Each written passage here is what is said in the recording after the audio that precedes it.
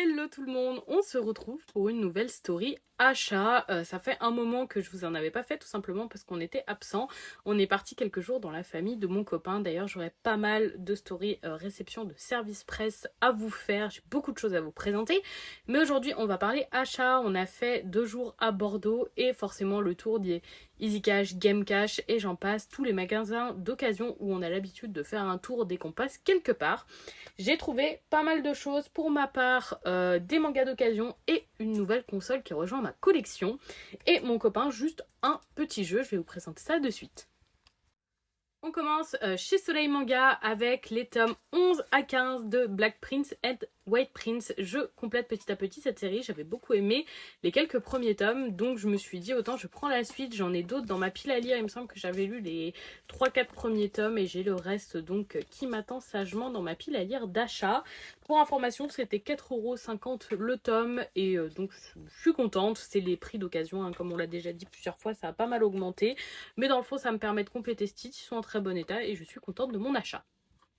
Toujours pour 4,50€ le tome, j'ai pris les 2 premiers tomes de Pour le pire, édité chez Glénat. C'était Océane, que vous connaissez peut-être sous le nom d'Izuka Noctis, qui l'avait fortement recommandé. Donc je me suis dit, prenons les 2 tomes, on va tester ça, peut-être que ça me plaira. Je pense que franchement, ce titre a tout pour me plaire. Ce sera à découvrir pour ma part, mais voilà, autant je vais pouvoir découvrir ce titre qu'elle a recommandé. Pour 60€ ensuite, mon copain a acheté sur Game Boy Advance le Yoshi The Island Super Mario Advance 3 qui complète doucement mais sûrement sa petite collection de Super Mario Advance. Il est très très joli, il est en super état, j'adore la cover avec Baby Mario et Yoshi. Il est vraiment très très joli, j'aime beaucoup les jeux Yoshi aussi en général, donc je profiterai également de cet achat. Et on finit avec l'achat de ma 11e Switch. Comme vous savez, je collectionne les consoles édition collector et je suis tombée sur cette édition Fortnite à 240€. Alors Fortnite, c'est pas forcément une licence qui me passionne, voire pas du tout. C'est pas un jeu que j'apprécie, auquel je joue, mais je trouve la Switch franchement sympathique. Je vous la présente comme ça rapidement. Le premier Joy-Con est juste ici, il est tout simplement jaune. Ici, on a un dock avec pas mal de petites décos. J'aime beaucoup cette espèce de petite banane là qui est très mignonne. Et le deuxième Joy-Con est joliment décoré. Pour le dos, c'est pareil, on retrouve le même motif. Je n'ai pas encore décollé l'étiquette, vous ne m'en voudrez pas. Et voilà, elle est vraiment très très chouette.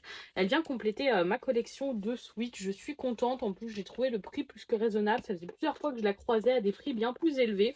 Donc là, j'en ai profité, surtout qu'elle est vraiment en super bêta pour de l'occasion.